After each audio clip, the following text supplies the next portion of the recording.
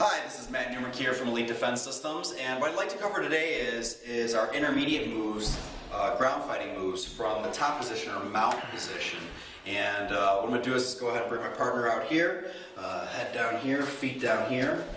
Once again, we are on mount position, so we start from right here, and the first thing we're going to be doing is we're going to do a knee bar and then a knee bar block. And how we kind of set this up is not something where I would do on purpose, which is put my leg in kind of a half guard position, or it could be a half mount, depending if you see the glass half empty or half full kind of thing. But a lot of times what you'll do is you'll have somebody go ahead, what they're going to do is they're going to take both hands, press on the knee right here, and kind of put you back into a half guard. So as the person presses right there, then this happens right here, okay? When this happens, this sets up this knee bar position perfectly, or this knee bar move, I should say. Whenever you get into a half guard position, all we want to do is go ahead and we're going to turn around right here. I put pressure on the person's arms just to kind of freeze them up for a second or two, and then I'm going to go ahead and I'm going to roll over to the side right here, and this is going to turn right into my knee bar right here. So once again, let me try that again. Once again, however this got through, maybe I was even trying to pass guard, you know, so if I go ahead and I'm in guard right here, and let's say I try to pass guard, maybe I put the wrong foot over first, and then all of a sudden I'm back in guard, or back in half guard, I should say. This is a great time to pull this off as well. But let's just assume that we started from mount, and for some reason, somehow we got back into this half guard position. So he presses on his knee, swallows it up right there. I'm going to go ahead and flip over right here, and this is my move. I want to make sure that the knee here is at least on this side of me, not on the back side of me. So once again, we go right here, and this is the move right here. We go ahead and we bar this. From this position, if I go ahead and I flip over with my partner, and then he tries it. So once again, he's on mount now. And however reason, you know, we went down here like this, and then he goes ahead and he's going to flip on over and turn over the other side, go right for my knee. Boom, good, stop right there. How we go ahead and counter this move, when he's grabbing right here, I take both of my hands, I'm going to push on his lower back and press it right through like this. As I do that, then I go ahead and I get up from this position right here. Let me show that counter just one more time. Once again, from knee mount. I'm sorry, not from knee mount, from mount I should say. All right, let's say I went ahead and I swallowed one thing. He's going to flip on over. I press through right here. That's going to buy me some time. Sure, he can go after the ankle, but if I didn't make a move, he was going to bar my knee. So right here, what I do is I go ahead and I go right up here. I can go right to mount position. If I don't put the leg over, I can go to cross side, but nonetheless, I can get a superior position very, very easy with this kind of counter. Next one we're going to try here is, once again, if I can reset my partner here, that here, good. Next one we're going to do is we're going to do the behind the neck chicken wing lock.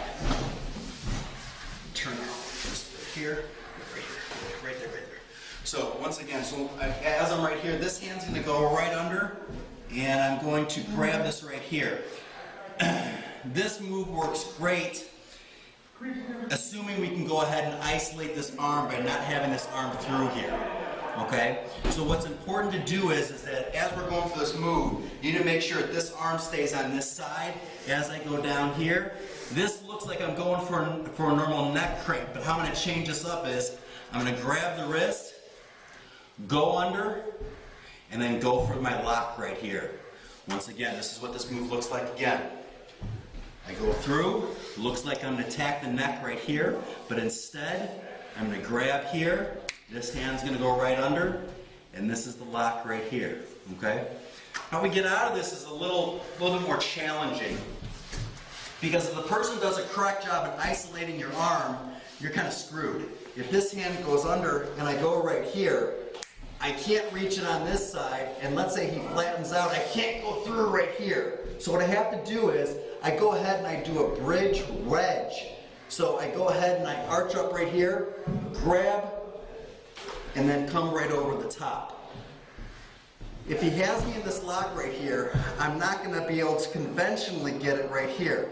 So the only way that I can get the couple extra inches that I need right here, as he's locking it out, is make my neck and head go back as if I'm bridging, and then I can connect. Once again, obviously 2 arms are going to be much stronger than 1. So once again, as I set this up again, he goes for this move. I bridge up. That's going to shift his weight, which is going to help me buy a little bit of time so I can go ahead and move this move. Okay? We're going to go ahead and go back here real quick. Head's right there. Feet are down here again. This move right here, we're going to work the guillotine. A lot of people don't know what the guillotine is. Okay? But once again, it's a great little move to kind of move in a little bit more of a misdirection kind of a strategy here. You can go ahead and go after, like you're going after a regular Kimura right here. But what I'd like to do is then secure this arm and come back over and lock up right here, and there's my guillotine choke.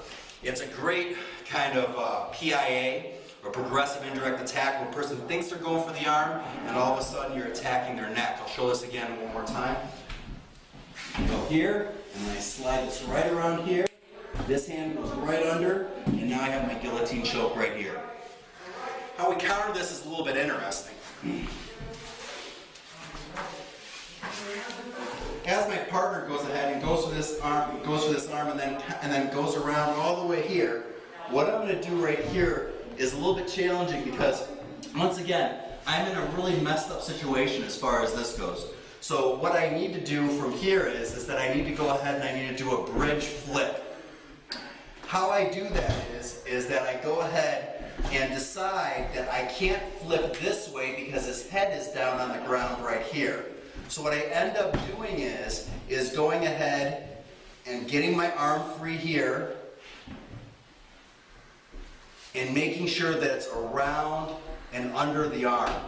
I'm going to kind of turn around right here so you can kind of see what we're talking about. In order for him to really get in this nice little move, he's going to take this hand right here and clinch and grab his hand under his body. This hand goes in between here. I'll talk about why in a second. I can't flip him to this side because that's where his head is. I have to flip him to this side. I'm not going to go 90 degrees. I'm going to go 45 degrees, and it's going to look like this. There's my counter to this move.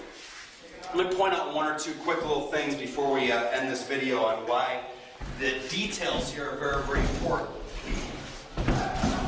When he goes after the arm block right here, and for whatever reason he goes ahead and fakes me out and now starts getting me in the guillotine move, when he connects his arms right here, I have to get my arm in between here, because if I don't, he's going to have an awful amount of leverage in order to choke me out. So what I do is, the first move is I take this and go right through here, and then I take this arm and grab his wrist. As I bridge up and flip, now I'm in a position where he doesn't have the leverage anymore because my arm is in here. My other hand is on his wrist already, and then I go ahead and just get posture. Right here. Much easier way to go ahead and counter that move. Thank you so much. So once again, these moves are challenging moves. They're great counters. Go ahead and take your time and work with these. Have fun.